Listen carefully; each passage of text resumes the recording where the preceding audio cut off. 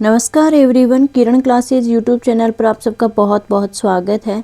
GK PYQ series चल रही थी, 3 सीरीज ऑलरेडी हो चुकी हैं और ये 4th सीरीज है जो कि आपकी राजस्थान की हर कॉम्पिटिटिव एग्जाम में हेल्पफुल होने वाला है इस सीरीज से, क्योंकि ऑलमोस्ट क्वेश्चन इसी सीरीज से उठने वाले हैं। आपको पता है राजस्थान जीके है वो एक रिपीटेड होता रहता है एग्जाम में। So let's start our question series का पहला क्वेश्चन है, डिजी लॉकर किस मंत्रालय की प्रमुख पहल है। देखिए मैं यहाँ पे हिंदी और इंग्लिश दोनों में क्वेश्चन ले रही हूँ, रीड हिंदी में कर रही हूँ एंड इंग्लिश में अगर कोई वर्ड आपको समझ में नहीं आता है तो आप देख लीजिए। डिजी लॉकर किस मंत्रालय की प्रमुख पहल है। डिजी लॉकर शिक्षा मंत्रालय, वित्त मंत्रालय, इलेक्ट्रॉनिक्स एवं आईटी मंत्रालय, वाणिज्य एवं उद्योग मंत्रालय। देखिए डिजी लॉकर है ना, वो है आपका जो इलेक्ट्रॉनिक्स और आईटी मिनिस्ट्री है उससे रिलेटेड है, यानी कि उस जो इलेक्ट्रॉनिक्स और आईटी मिनिस्ट्री की जो फ्लैगशिप इनिशिएटिव है वो डिजी लॉकर है। नेक्स्ट क्वेश्चन आपके सामने है, पंचायती राज व्यवस्था के तहत ग्राम सभा की बैठक के लिए आवश्यक न्यूनतम कोरम क्या है। 1/4, 6वां भाग, 8वां भाग, 10वां भाग। तो पंचायती राज व्यवस्था के लिए ग्राम सभा की जो बैठक है ना, पंचायती राज व्यवस्था में जो ग्राम सभा की बैठक है उसमें न्यूनतम कोरम 10वां भाग होना जरूरी है।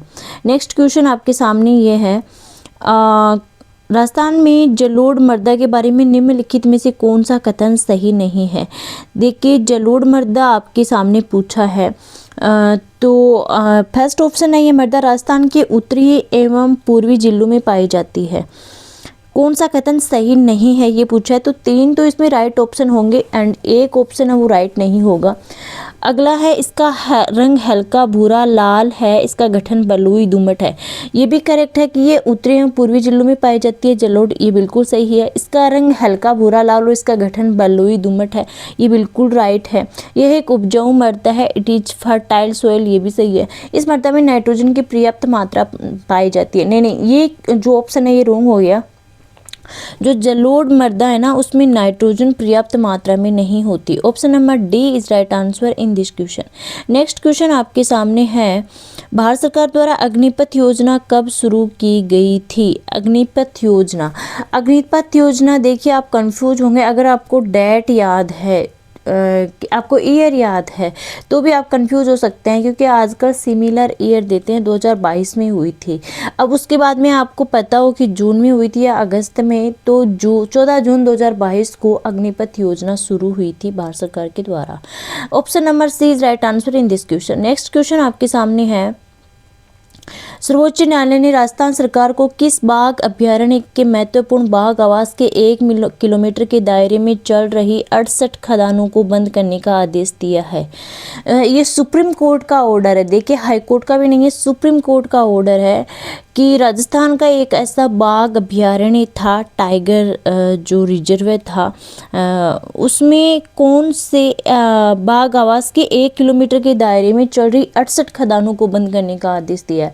तो ये बहुत ही पॉपुलर रहा था, चर्चा रहा था, क्योंकि ये सुप्रीम कोर्ट का ऑर्डर था। और इसका राइट आंसर हो जाएगा सरिस्का टाइगर रिजर्व है। 4 ऑप्शन दिए हुए हैं आपके सामने, तो सरिस्का टाइगर रिजर्व है is correct answer of this question. Next question आपके सामने है, 16 नामक शीतोष्ण वन निम्नलिखित में से भारत के किस राज्य में पाए जाते हैं। देखिए पंजाब, राजस्थान, ओडिशा और तमिलनाडु। तो ये इंडिया लेवल का क्वेश्चन है, हो सके तो आपको अगर आए तो अच्छी बात है, नहीं आए तो कोई बात नहीं, यहाँ से लर्न कर लीजिए। 16 नामक शीतोष्ण वन निम्नलिखित इसमें भारत के किस राज्य में पाए जाते हैं। पंजाब, राजस्थान, ओडिशा और तमिलनाडु। तो 16 जो शीतोष्ण वन है ना वो प्रेजेंट होते हैं आपके Tamil Nadu. Option number D is right answer of this question. Next question आपके सामने है, राजस्थान में किस महिला द्वारा दांतों के बीच सोने की कील लगाना कहलाता है। किसी महिला द्वारा दांतों के बीच सोने की कील लगाना। देखिए दामना नहीं, बोड़ला नहीं, बोड़ला तो सर पे लगाया जाता है, ये आपको पता है, दांतों पे नहीं लगाता है। बारी बारी या तो नाक में पहन जाती है, कान में, तो ये भी नहीं। चूंप is correct answer of this question, क्योंकि चूंप है ना वो दांतों के बीच में लगाई जाती है और सोने की कील को चूंप बोला जाता है। The correct answer of this question C, option number C. चूप। नेक्स्ट क्वेश्चन आपके सामने है, कोलायत झील राजस्थान के किस स्थान में स्थित है? देखिए कोलायत है, पहला ही ऑप्शन आपके सामने आ गया बीकानेर, बिल्कुल करेक्ट आंसर, बीकानेर में ही कोलायत झील है। Option number A is correct answer of this question. Next question आपके सामने है, उस क्षेत्र को राजपूताना कहने वाले प्रथम व्यक्ति कौन थे जिसे अब राजस्थान कहा जाता है? George Ibrahim, George Thomas, George Alexander, George Tod. मतलब आप कंफ्यूज हो सकते हो क्योंकि हर नाम के आगे जॉर्ज लगा हुआ है। अब देखिए जॉर्ज टोड है ना, वो तो राजस्थान कहने वाले थे, जो है वो राजपूताना कहने वाले प्रथम व्यक्ति कौन थे जो अब राजस्थान कहलाता है? तो राजपूताना कहने वाले प्रथम व्यक्ति जॉर्ज थॉमस थे। Option number B is right answer of this question. Next question in front of you, Bharat की स्वतंत्रता के बाद राजपूताना, ये क्वेश्चन अच्छा वो ये अलग क्वेश्चन है। भारत की स्वतंत्रता के बाद राजपूताना वर्तमान राजस्थान की कितने रियासतें भारतीय संघ में शामिल हो गई थी? राजपूताना की कितनी रियासतें भारतीय संघ में शामिल हो गई थी? कब की बात है? जब इंडिया को आज़ादी मिल गई थी उसके बाद में 17, 18, 19 और 20। तो राइट आंसर हो जाएगा इसमें 19 रियासतें वो भारतीय संघ में शामिल हो गई थी, जो वर्तमान राजस्थान की 19 रियासत थी। Option number C is right answer of this question. Next question आपके सामने है, यस, कि संविधान संशोधन द्वारा शहरी स्थानीय स्वशासन को संवैधानिक दर्जा दिया गया। ये बहुत इंपॉर्टेंट क्वेश्चन होते हैं, ऐसे क्वेश्चन बार बार रिपीट होते रहते हैं। 44वां 74 73 एंड 42 संविधान संशोधन।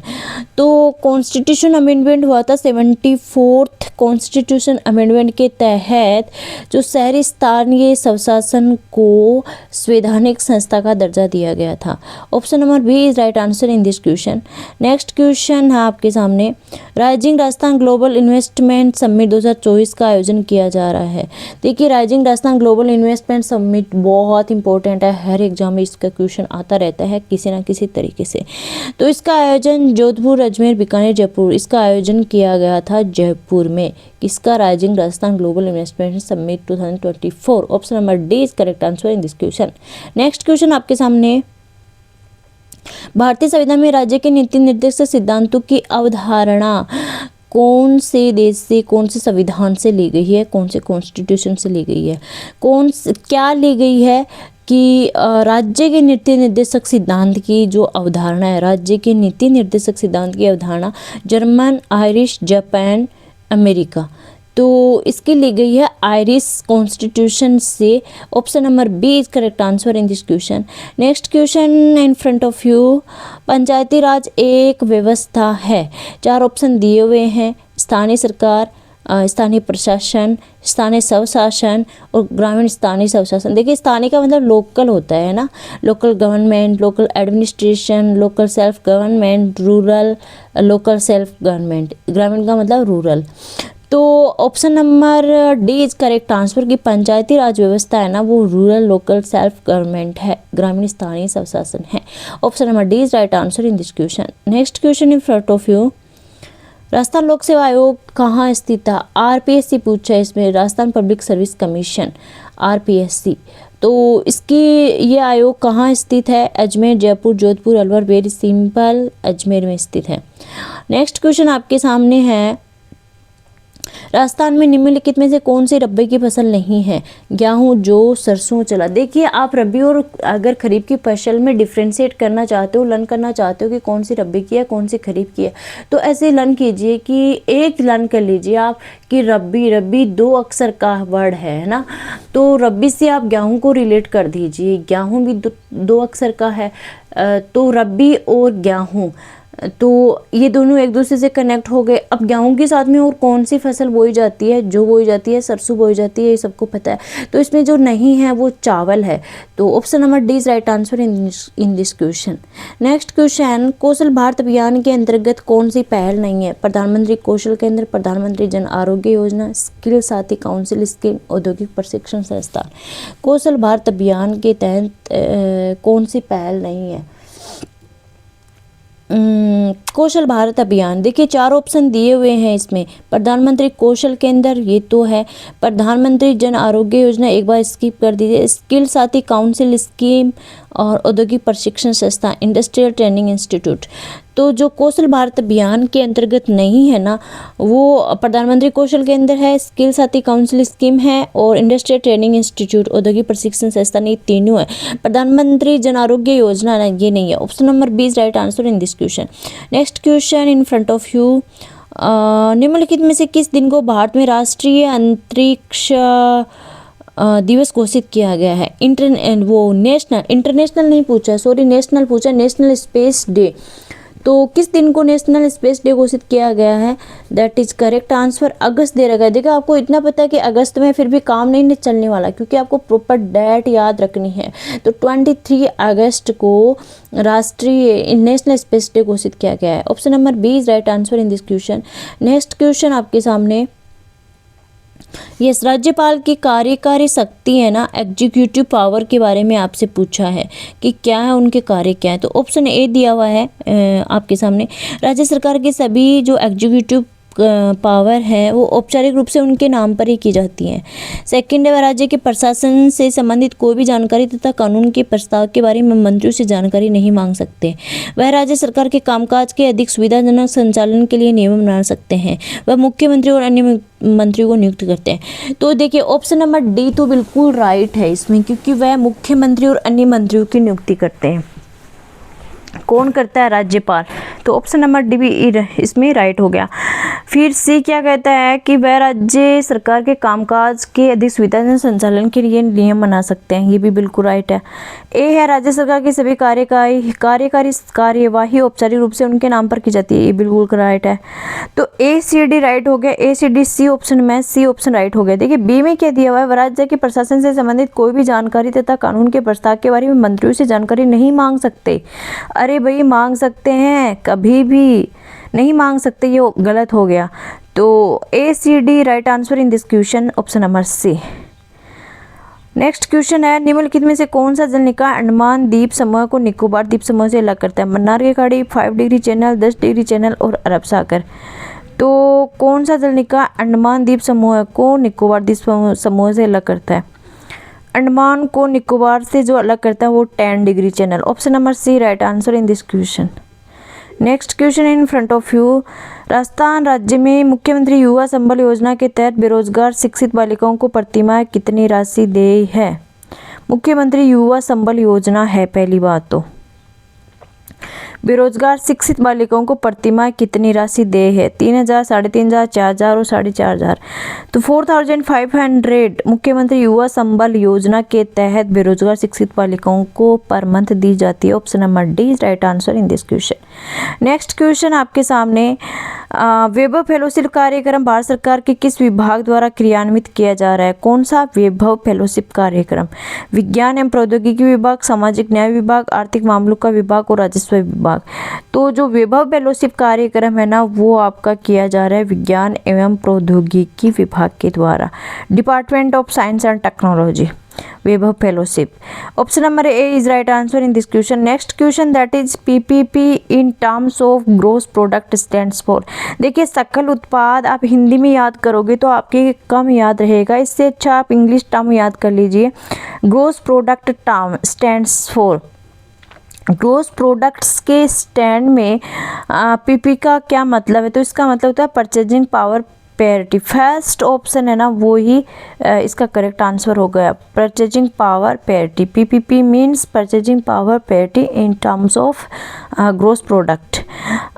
Next option number A is right answer of this question. Next question आपके सामने, भारत ने ब्रह्मोस सुपरसोनिक क्रूज मिसाइलों की पहली खेप किस देश को सौंपी? यहाँ पे पूछा है BrahMos supersonic cruise missile, BrahMos supersonic cruise missile, BrahMos supersonic cruise मिसाइलों की पहली खेप किस देश को सौंपी? Nepal, Bangladesh, Philippines, Bhutan. Option number C right answer Philippines. ये फैक्चुअल क्वेश्चन है, इनको समझने का वो नहीं है, याद करना ही करना होता है। Option number C right answer in this question. Next question in front of you, Paralympic 2024 में R2 महिला 10 मीटर एयर राइफल SH1 स्पर्धा में किस भारतीय खिलाड़ी ने कांस्य पदक जीता।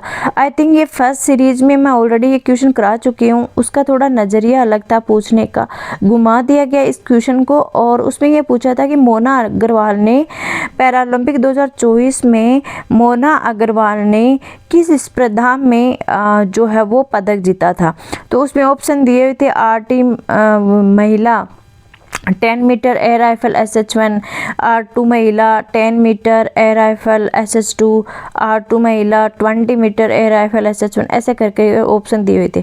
वही क्वेश्चन को फिर से ऐसे घुमा करके पूछा गया, क्योंकि ये इंपॉर्टेंट क्वेश्चन होते तो बार बार घुमा करके ये क्वेश्चन आते रहते हैं एग्जाम में। तो पैरालंपिक 2024 में R2 महिला 10 मीटर एयर राइफल SH1 स्पर्धा में जो मोना अग्रवाल है उन्होंने कांस्य पदक जीता था। Option number A is right answer in this question. Next question आपके सामने है, आपको 4 जो इंडियन प्लेयर हैं उनके नाम दिए हुए हैं और उनसे जो एसोसिएटेड स्पोर्ट्स हैं उनका नाम दिया गया है। तो इंडियन प्लेयर मीराबाई चानू, वही सबको पता है, मीराबाई चानू का संबंध तो वेट लिफ्टिंग भारोत्तोलन से है। ऑप्शन नंबर ए में सेकंड कहीं एक पर ही मिल रहा है, देखो ए में सेकंड एक पर ही मिल रहा है और कहीं नहीं मिल रहा, तो डी इसका करेक्ट हो जाएगा। लेकिन फिर भी आगे देख लेते हैं। दीपा कर्माकर का संबंध जिम्नास्टिक से है। फिर हिमा दास का संबंध एथलेटिक है और दीपा कुमारी का है आर्चरी यानी तीरंदाजी से। Option number D is correct answer in this question. Next question आपके सामने, नेक्स्ट क्वेश्चन 2011 की जनगणना के अनुसार निम्नलिखित में से राजस्थान के किस जिले में जनसंख्या घनत्व सबसे कम है। तो बीकानेर, जैसलमेर, बाड़मेर, पाली। तो 2011 की जनगणना के अनुसार निम्नलिखित राजस्थान के किस जिले में जनसंख्या घनत्व है। जनसंख्या घनत्व सबसे कम है ना वो जैसलमेर में ही है। Option number B is right answer of this question. Next question है, राजस्थान संघ वर्तमान राजस्थान का दूसरा चरण किस तिथि को गठित हुआ था। पहला चरण और दूसरा पूछा है। दूसरे चरण का देखो नाम क्या है ये भी पूछ सकता है। तो दूसरे चरण का जो वर्तमान राजस्थान है इसका जब गठन हुआ था तो जो सेकेंड स्टेप थी उस सेकेंड स्टेप का नाम क्या था, उसका नाम था राजस्थान संघ। और ये किस तिथि को गठित हुआ, 17 मार्च 1948, 25 मार्च 1948, 18 अप्रैल 1948 और 30 मार्च 1949। तो राजस्थान संघ का जो वर्तमान स्वरूप है ना, वर्तमान राजस्थान का जो राजस्थान संघ है वो गठित हुआ था। ये सेकंड चरण था पहली बात तो, और राजस्थान संघ का गठन हुआ था 25 March 1948। Option number B is right answer of this question. Next question in front of you, कौन सा डिजिटल इंडिया कार्यक्रम का प्रमुख दृष्टि क्षेत्र नहीं है। सबसे उपयुक्त विकल्प को चुनना है। डिजिटल इंडिया कार्यक्रम के तहत प्रत्येक नागरिक के लिए मुख्य उपयोगिता के रूप में डिजिटल बुनियादी ढांचा, governance and service on demand, मांगने, प्रशासन और सेवा, बिल्कुल राइट है। नागरिकों का डिजिटल सशक्तिकरण, नागरिकों के व्यवहार परिवर्तन को बढ़ावा देना। देखिए प्रत्येक नागरिक के लिए मुख्य उपयोगिता के रूप में डिजिटल बुनियादी ढांचा बिल्कुल करेक्ट है। Governance and service on demand ये बिल्कुल सही है, और नागरिकों का डिजिटल सशक्तिकरण ये भी बिल्कुल सही है। तो जो सही नहीं है डिजिटल इंडिया कार्यक्रम का जो एरिया नहीं है वो है नागरिकों के व्यवहार परिवर्तन को बढ़ावा देना। Option number D is right answer of this question. Next question आपके सामने है, ये क्वेश्चन ऑलरेडी हम कर चुके हैं, ये हो चुके हैं क्वेश्चन, आई थिंक पीपीपी हो चुका है, ये हो चुका है, Mirabai Chanu, yes. Next question आपके सामने, राजस्थान परमाणु ऊर्जा स्टेशन सूरतगढ़, 12 जोधपुर और रावतबाड़ा। देखिए परमाणु ऊर्जा स्टेशन है ना वो पहला था आपको पता है, और ये रावतबाड़ा कहाँ है, चित्तौड़गढ़। तो राजस्थान का पहला परमाणु ऊर्जा संयंत्र स्टेशन जो है वो Rawatbhata. Option number D is right answer in this question. Next question आपके सामने, निम्न में से कौन सी रचना जम्बोजी द्वारा रचित है। मुकाम, विश्नोई प्रकाश, विश्नोई धर्म प्रकाश, अमावस्या और फाल्गुन नहीं है यहाँ पे, देखिए मिसप्रिंट है थोड़ा सा। हिंदी और इंग्लिश का जो वर्जन होता है ना, अगर हिंदी में थोड़ा सा मिसप्रिंट हो जाए तो वो करेक्ट माना जाता है इंग्लिश वर्जन को। इंग्लिश वर्जन ही मान्य होता है आपकी अगर आप रिट वगैरह लगाते हो तो फाल्गुन होगा यहाँ पे। तो जम्बाजी की जो रचित है ना रचना है वो है अमावस्या और Phalgun. Option number C is right answer in this question. Next question है आपको फोक आर्ट दी हुई है और उससे मटेरियल दिया हुआ है, फोक आर्ट से रिलेटेड मटेरियल दिया हुआ है। देखिए जो कावड़ होती है ना, कावड़ तो की जाती है, कावड़ क्या होती है, लकड़ी की बनी होती है। तो एम ए तो हो गया फोर्थ। अब एम ओ फोर्थ सिर्फ एक ही ऑप्शन में है, ये करेक्ट हो गया, लेकिन फिर भी आगे देखते हैं क्योंकि ऐसे सिंगल लाइन में भी तो क्वेश्चन आ सकता है। फिर आपका फड़, फड़ देखिए कहाँ होता है, फड़ कपड़े पे होता है, क्लॉथ पे होता है। फिर होता है पाने, पाने होता है आपका पेपर पर। और फिर होता है मारना, मारना आपका होता है कलर, कलर से मारने जाते हैं। तो 114 में option number A is right answer of this question. Next question आपके सामने, केवलादेव राष्ट्रीय उद्यान राजस्थान के किस क्षेत्र पर स्थित है? बाड़मेर, भरतपुर, धौलपुर, राजसमंद और अनुत्तरित प्रश्न। केवलादेव राष्ट्रीय उद्यान है ना, केवलादेव राष्ट्रीय उद्यान है भरतपुर में। और सरिस्का कहाँ है? सरिस्का है अलवर में। सरिस्का क्यों? क्योंकि सरिस्का का क्वेश्चन आया था ना अभी कि सुप्रीम कोर्ट का ऑर्डर है 1 किलोमीटर के दायरे में वो खदान रोक दिया गया था।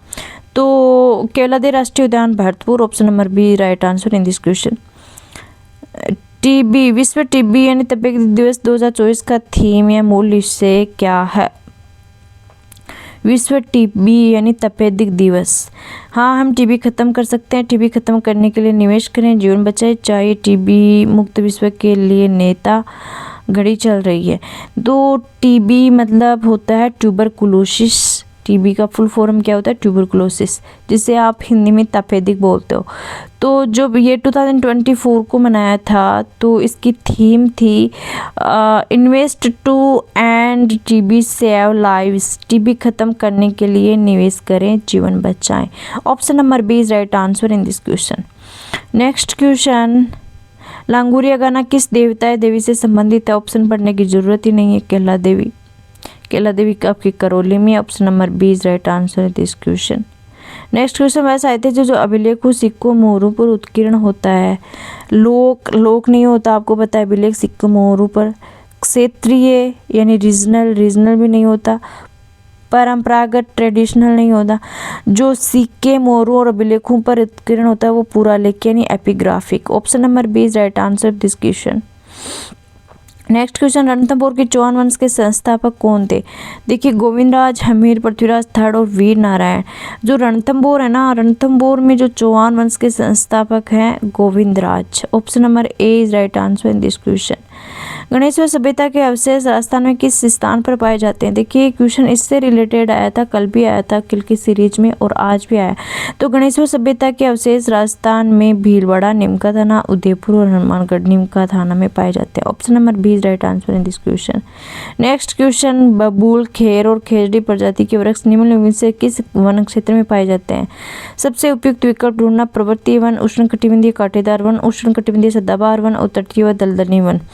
तो बबूल, खेर और खेजड़ी प्रजाति के वृक्ष किस वन में पाए जाते हैं? तो उष्णकटिबंधीय कांटेदार वन में। Option number B is right answer of this question. Next question है, दन्ना किसके शिष्य था? दन्ना कबीर, पीपा, रामानंद और दादू दयाल। दन्ना किसका शिष्य था? तो दन्ना था रामानंद का। Option number C is right answer in this question. Next question, जब मुख्य नदी की प्राथमिक सहायक नदियां एक दूसरे के समानांतर बहती है और द्वितीय सहायक नदियां उसके समकोण पर मिलती हैं तो उस प्रतिरूप को कहा जाता है। आप इस जो है ये ड्रॉ भी कर सकते हो कि ऐसा आ रहा है, मेन नदी आ रही है और उसकी प्राइमरी जो सहायक नदियाँ हैं वो ऐसे आ रही हैं, दूसरी जो नदियाँ होती हैं वो बिल्कुल समकोण पर काटती हैं, तो एक जाल बन जाता है, तो जाली नुमा। Option number A is right answer in this question. Next question, Himalaya नदियों के बारे में निम्नलिखित में से कौन सा कथन सबसे उपयुक्त है? प्रवाह की प्रकृति मौसमी और मौसमी वर्षा पर निर्भर करती है। जलग्रहण क्षेत्र बहुत बड़ा, कैचमेंट एरिया। इसका उद्गम स्थल फटार है, वे अच्छी तरह से समायोजित घाटियों के साथ सुनिश्चित मार्ग से बहती है। नो, हिमालय की जो नदियां होती हैं ना उनका कैचमेंट एरिया बहुत ज़्यादा बड़ा होता है। Option number B is right answer of this question. Next question, Rajasthan के वर्तमान मीन्स यहाँ पे पूछा 1 सितंबर 2024 के दिन मुख्यमंत्री कौन है? अरे भाई आज भी वही है। तो वो मुख्यमंत्री भजनलाल शर्मा और ये बने थे अशोक गहलोत के स्थान पर। Option number A is right answer of this question 91। नहीं सॉरी, अगला क्वेश्चन, भारतीय संविधान के हिंदी संस्करण का सुलेखन किसके द्वारा किया गया था? भारतीय संविधान के जो हिंदी संस्करण है, हिंदी वर्जन, उसका कैलियोग्राफी किसके द्वारा किया गया था? तो बसंत कृष्ण वेद, नंदलाल बोस, A.V. ठक्कर और H.C. मुखर्जी। भारतीय संविधान के हिंदी संस्करण का सुलेखन किया गया था Vasant Krishna Ved. Option number A is right answer of this question. Next question, निम्नलिखित में से कौन सी भारतीय संविधान की एक प्रमुख विशेषता नहीं है? सबसे उपयुक्त कथन, आपको मोस्ट अप्रोप्रिएट ऑप्शन आपको चुनना है। सबसे लंबा लिखित संविधान, सबसे लंबा लिखित संविधान बिल्कुल है भारतीय संविधान। एकीकृत और स्वतंत्र न्यायपालिका, इंटीग्रेटेड और इंडिपेंडेंट जुडिशियरी, बिल्कुल सही है। सार्वभौमिक वयस्क मताधिकार, ये भी आपको सबको पता है कि जो अडल्ट हो गया उसको वोट देने का अधिकार है। और ड्यूअल सिटीजनशिप, बिल्कुल दोहरी नागरिकता नहीं है भाई। जो भारतीय संविधान की विशेषता है, सबसे लंबा लिखित संविधान है, एकीकृत और स्वतंत्र न्यायपालिका है, सार्वभौमिक वयस्क मताधिकार है, लेकिन ड्यूअल सिटीजनशिप नहीं है, इसलिए ऑप्शन नंबर बी इनकरेक्ट हो जाएगा। वैसे क्वेश्चन के हिसाब में इनकरेक्ट पूछा है, तो option number B is right answer in this question. Next question, पुर्तगालियों ने गोवा पर अधिकार कब किया था? 506, 510, 518, 526। पुर्तगालियों ने जो गोवा पर अधिकार किया था वो 510 में किया था। बिल्कुल फैक्चुअल क्वेश्चन है, लर्न करना ही करना है। 75 में बी हो जाएगा। Option number B is right answer in this question. Next question है, भारत की सबसे तेज गति की ट्रेन कौन सी है? शताब्दी एक्सप्रेस, गतिमान एक्सप्रेस, दुरंतो एक्सप्रेस और वंदे भारत एक्सप्रेस। तो भारत की सबसे तेज गति की ट्रेन है Vande Bharat express. Option number D is right answer of this question. Next question, GPS प्रणाली का मुख्य कार्य क्या है? देखिए, वेदर फोरकास्टिंग, मौसम पूर्वानुमान और नेविगेशन एंड पोजिशनिंग यानी नेविगेशन और स्थिति का पता लगाना, सैटेलाइट इमेजिंग यानी उपग्रह इमेजिंग और अंतरिक्ष अन्वेषण, स्पेस एक्सप्लोरेशन। तो जीपीएस का जो मेन वर्क है ना, वो नेविगेशन और स्थिति का पता लगाना है, यानी नेविगेशन और positioning. Option number B is right answer in this question. Next question, America द्वारा विकसित की गई वैश्विक उपग्रह आधारित नाव्य नेविगेशन प्रणाली का नाम है। देखिए, जो जीपीएस यहाँ पे क्या पूछा है, जीपीएस का मेन कारण क्या पूछा है? नेविगेशन और स्थिति का पता लगाना। अब ये पूछा है कि नेविगेशन ये ना जीपीएस किसके द्वारा बनी गई? ये अमेरिकन यूएस के द्वारा विकसित की गई है। इस प्रणाली का नाम क्या है? तो इसका नाम जीपीएस है, नेविक आधारित नेविगेशन प्रणाली। नेक्स्ट क्वेश्चन, किस मंत्रालय ने डिजाइन एवं उद्यमिता पर क्षमता निर्माण CBDE कार्यक्रम प्रारंभ किया है? Design capacity building on design and entrepreneurship, design और उद्यमिता पर क्षमता निर्माण CBDE कार्यक्रम प्रारंभ किया। वित्त मंत्रालय, शिक्षा मंत्रालय, रक्षा मंत्रालय और गृह मंत्रालय। तो डिजाइन और उद्यमिता पर क्षमता निर्माण CBDE कार्यक्रम प्रारंभ किसने किया? वित्त मंत्रालय, शिक्षा मंत्रालय, रक्षा मंत्रालय, गृह मंत्रालय। तो 55 में आपका building and design and entrepreneurship CBDE ये जो किया गया था ना, ये किया गया है आपका वित्त मंत्रालय के द्वारा। Option number A is right answer in this question. Next question, निम्न में से कौन सा इसरो द्वारा लॉन्च किया गया अंतरिक्ष मिशन नहीं है? देखिए, चंद्रयान ये तो बहुत फेमस रहा है चंद्रयान। इसरो क्या इंडिया की तो है स्पेस एजेंसी, तो इसरो चंद्रयान किया गया है। मंगलयान बिल्कुल किया गया, आदित्य L1 किया गया है, और ये नहीं किया गया स्पेस शटल प्रोग्राम, अंतरिक्ष शटल प्रोग्राम नहीं किया गया। Option number D is right answer in this question. Next question, Rajasthan के निम्नलिखित में से कौन सी परियोजना जल विद्युत शक्ति प्रदान करती है?